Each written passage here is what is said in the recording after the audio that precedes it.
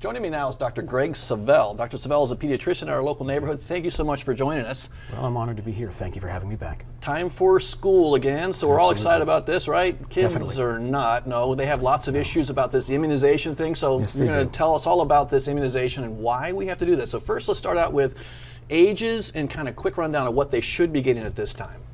Well, you know, immunizations are a process that's been going on for many years to try to keep people healthy in our community and try to continue to keep away the diseases that used to kill people only a few decades ago. Mm-hmm.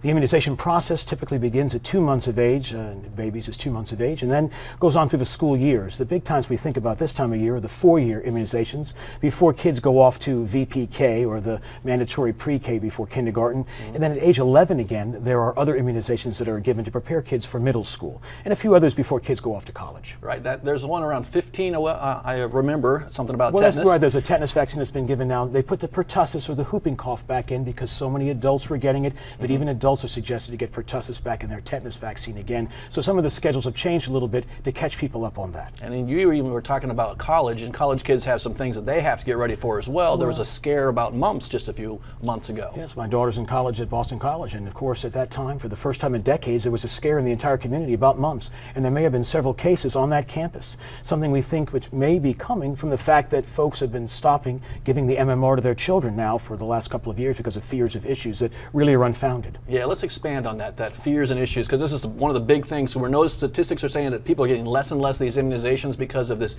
information out there. The internet's great for this. Tell us what's true, what's not true about these immunizations. Well, the truth is that most of the issues people have talked about over time, the most famous perhaps is the MMR, the measles, mumps, and rubella vaccine, historically given at 12 months and then again at age 4 years. Had something to do with autism. There was a physician in England many years ago who had proposed this theory that actually he has recanted himself, and the truth is even most people who felt that was the case no longer do. But it doesn't make any difference because, as in most things on the internet, everyone has an agenda, and there's a reason behind the things you read. If you can make a nice web page, people will believe what it is you say.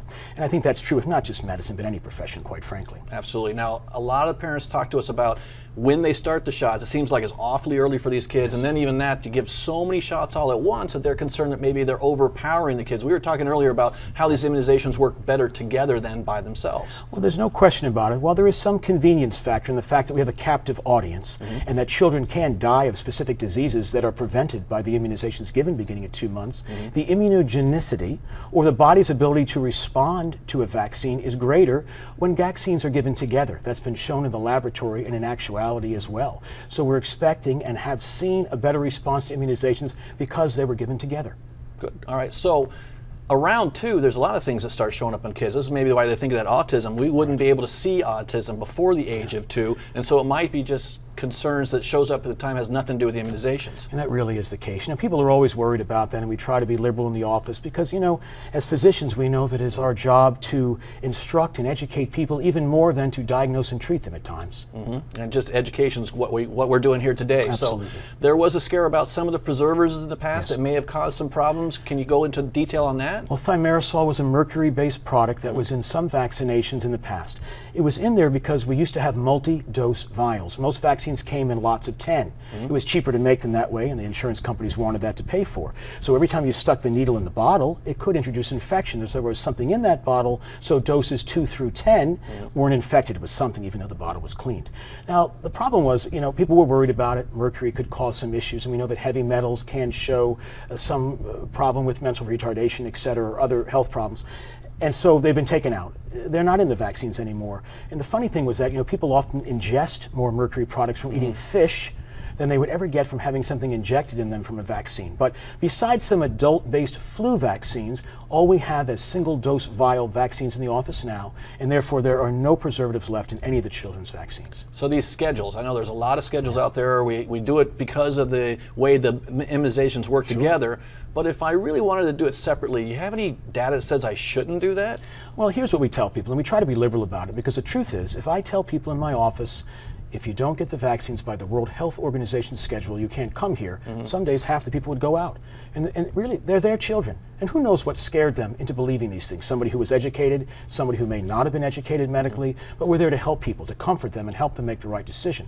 So there's no evidence to suggest that separating the vaccines makes the kids healthier or less chance to have a side effect. But if you sleep better at night because you came in twice as often to get half the vaccines at a time, why wouldn't I allow people to do that? They're their children. Yeah, it's a parent's choice issue, and if we kind of meet them in the middle, maybe we can do a little better with that. So absolutely. We talked about the side effects. There's some question about all this stuff coming in there, and that's keeping people away from getting their immunizations. Do you know the latest trends? Are we getting better at this, or is it getting worse? Well, sadly, it kind of shows us that we're not getting better at this. You know, the numbers are not really going up. We have people who are educated, but as we get better information out on the internet and through wonderful interviews such as this, and I appreciate being here, there are still those people who have an agenda to stop children from getting immunizations no matter what, who have fancy websites and are able to get, pull at people's heartstrings. If your child gets this immunization, he or she will have this disease. How would that not pull at your heartstrings? Sure. It's very difficult to combat sometimes. So overall, we know that the numbers haven't changed that much. No, they haven't. But public services are really important. Obviously, this is one of the reasons why we're doing this. Do you know of any new public services? I think you've been asked to a task force. Well, we've been very, very honored to be asked to join PITCH, which is the Pinellas Immunization Team for Community Health. Just starting on the ground floor right after Labor Day, we're going to get a bunch of people together and try to find new ways to increase the percentages of Pinellas County children who receive immunizations on time. And as I say, we're honored to be a part of that. And I'm happy that you came today. I really appreciate all the information you're sharing with our viewers. Hopefully that'll change some people's minds. Thanks again for coming. I can't thank you enough for having us on. Thank you very much.